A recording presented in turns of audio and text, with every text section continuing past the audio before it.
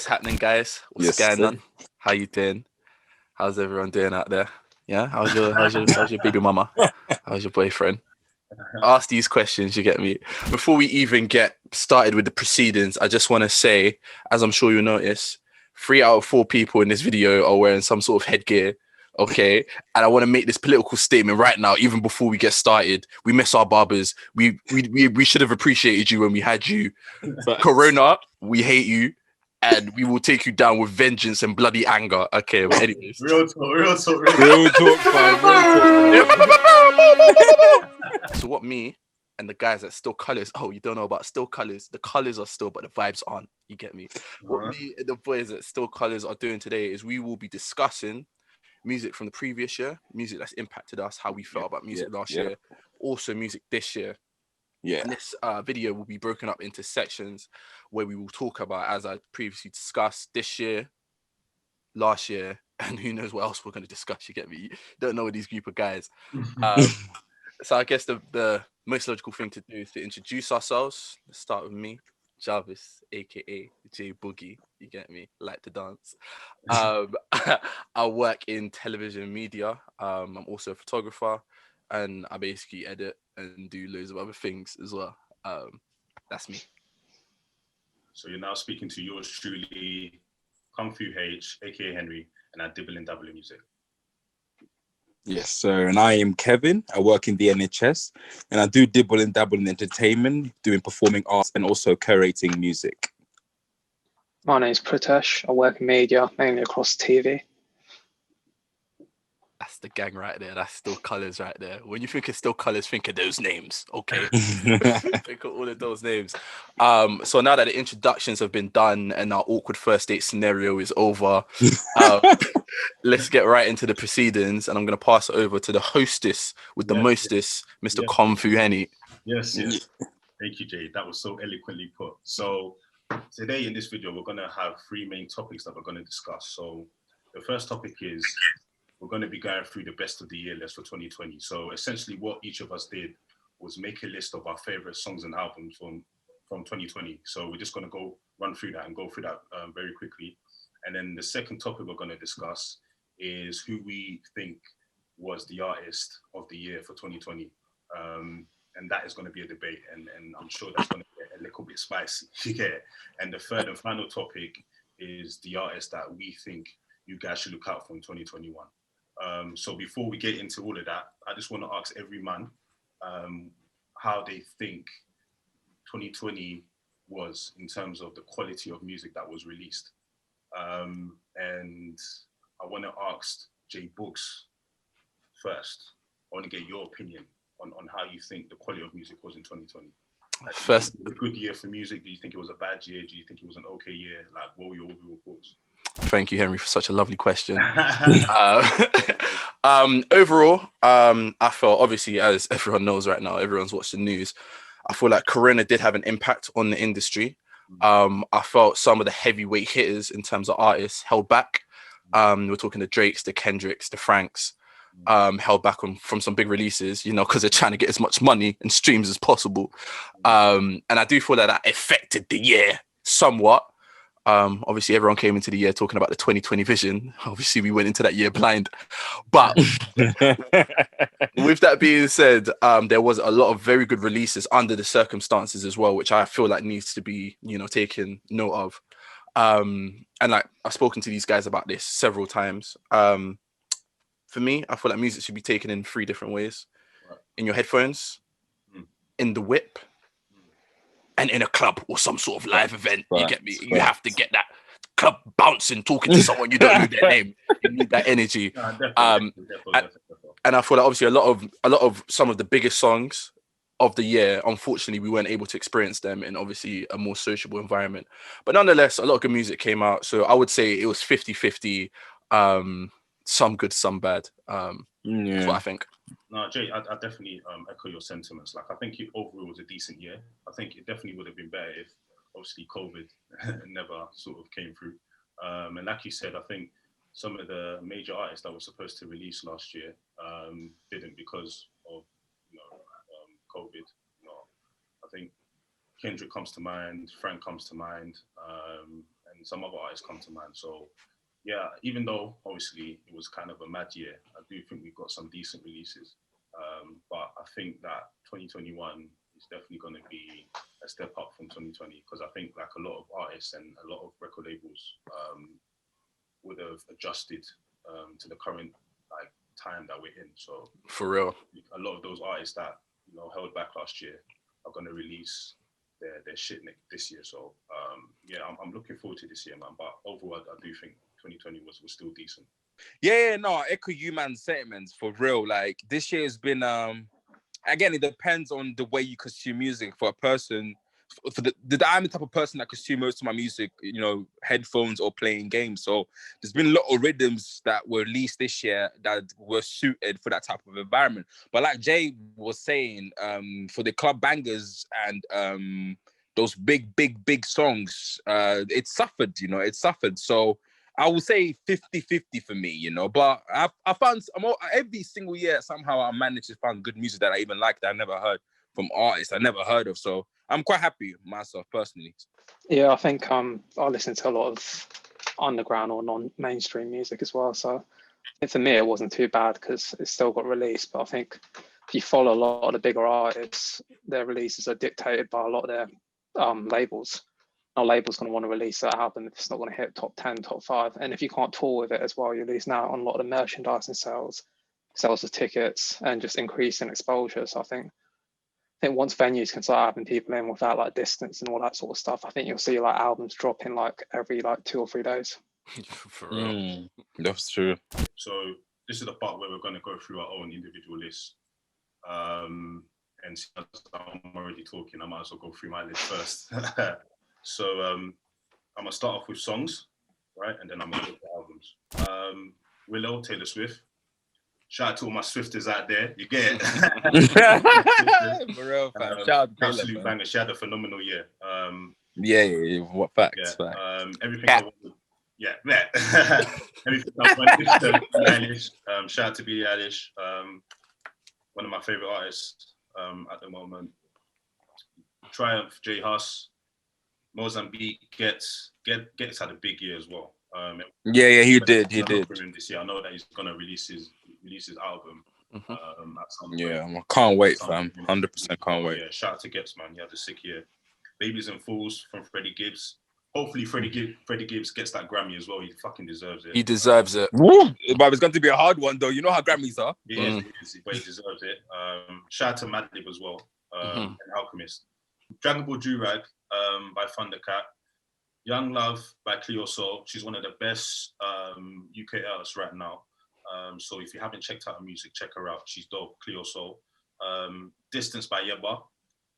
Wake Up Love by Tiana Taylor. And Colors from Frisco. So obviously now, I'm gonna go through the albums. So Big Conspiracy, J Hus, massive album. Sis Kirby, B7 Brandy. These man know I love my R&B, so the R&B connoisseur, fam. Yeah, the R&B connoisseur. You get it? Leanne Le Havas. And no, I didn't just say that twice. That's the name of the album. Yeah, that is. Yeah. Rose in the Dark, Cleo Soul. Dinner Party by Robert Glasper. Made in Lagos by Wizkid, big album. Alfredo, Freddie Gibbs. London Class by Nux. And Limbo for Miles from Kinishua. So yeah, that's me. And then Kev, what's your list? Yeah, so my list, going by songs first: Ladies, Fiona Apple; Peace, Taylor Swift; Mozambique Gets; Blinded by the Lights, The Weeknd; Good News, Mac Miller; Shoes, Lupe Fiasco; Huruque, Rosalia. Hopefully I said the title song correctly. I Ain't Francis, but the Kenny Dope remix version. No Denying by J Hus, and I think it's called Apidita, J Elect and Jay-Z. And for albums, of course, Big Conspiracy, shout out to J Hus, very good year. Folklore, Taylor Swift, she killed there. RTJ for Run the Jewels, perfect for the political climate that we've went through this year. Future Nostalgia by Dua Lipa, she had a brilliant pop year, even though, again, due to COVID, she was not able to tour and, make the bangers bang even more. And suddenly, Carabo, Rare Selena Gomez, and Jay Lecht Act 2, The Pages of Nobility, the debut, not the supposed debut, not the actual debut. So yeah, that's my list. Okay. Money Man P? Yeah, I'll jump in. Yeah, so songs, we've got Surf and Turf by Boldy James, Vince Staples, Kazakhstan by Euro Droog, Frank Lucas by Freddie Gibbs and Benny, 100 HM by Hudson Mohawk, May Store by Griselda. Some of these are from the last part of 2011 as well. Yeah. So just bear that in mind.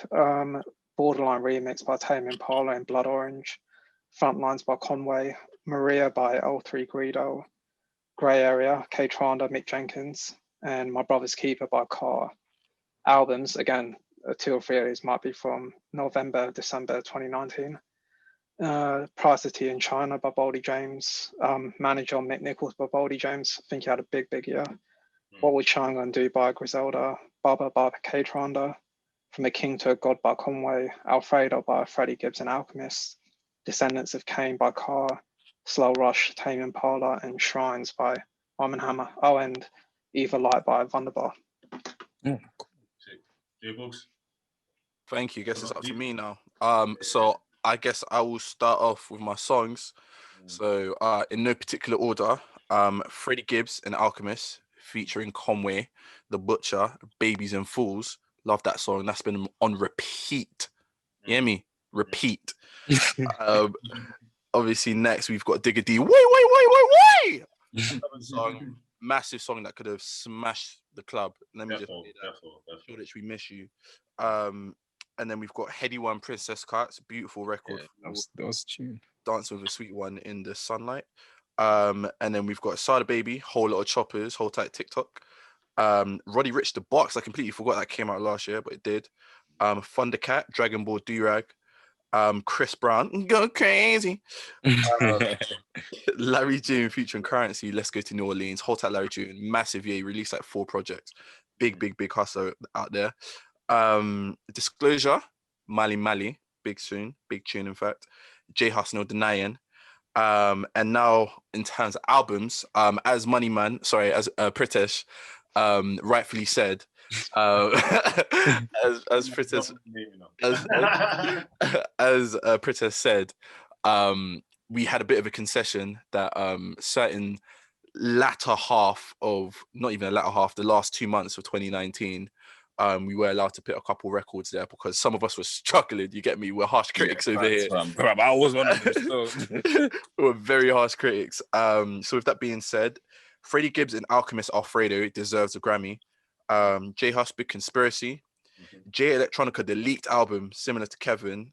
Act 2, The Patience of Nobility, The Turn. Why? What a beautiful album. We've got Shimino, She Already Decided. Conway the Machine, From a King to a God. K Tranda, Baba. Literally, I just want to say this real quick. One of the best sequenced albums I've heard in quite a long time. You can literally play the album from any point and it just flows seamlessly. Fantastic. Michael Kiwanaku, sorry if I butchered your name, my guy. Kiwanaku, Wavy, Hold Tight K for putting me onto that album. He's West Side Gun, Pray for Paris, and Thundercat, It Is What It Is. True. That's cool. So, okay, I'm gonna come back to you. So, out of the list, or on your list that you've made, what is your favorite song and what is your favorite album? I mean, they all were standout records, and I did have a difficulty picking. I think my favorite. So we're going with songs first. Either or. Okay, so I'm just gonna make it easy for myself. I'm gonna start off with album. I think Caribou Suddenly that came out early 2020, and yeah, that was my favorite album. Kind of like Baba, K Tranda. It's very seamlessly, very flowing. It's more like pop electronica mixed in with hip hop, and also loads of like other sort of genres within it. So, and it just flowed so seamlessly, and it was very sort of like heartfelt, beautiful music that you could also sort of like dance to, and I love that tape for that. And for me personally, I think 10 out of the 11, I can't remember how many records there were on the album, but most of the songs, I think I didn't add a single one of them. I think for me, that's my favorite album of the year. And for songs, which is a difficult one. I think Shoes by Lupe Fiasco. The reason why I'm saying Shoes by Lupe Fiasco, like, sneakers have become an addiction for me, but Hey, money, money, money. but to talk about the record specifically, like, it's just the story that he tells about this person lining up and buying the sneakers and then telling it, I believe, from the perspective about, I think it's Aubrey Gray, or I think that's the 25-year-old who got killed early on 2020, and then relating that story to sort of like him buying shoes, and it's just flawless. So I think that for me is why I think I'll probably put it as my record of the year. So yeah, that's my list. That's it. Money Man. Cool. So for albums, I'm gonna probably go with, it's between Alfredo and The Price of Tea in China. I'll probably go for Price of Tea in China because I think that's purely because I wasn't expecting it to be that good. I think with Alfredo, I went in with anticipations, and obviously that's why I don't like when stuff's hyped up and sort of seeing it or listening to it right away, because your bar's already set so high. Whereas if you don't really have any anticipation, then obviously you're impressed a lot easier.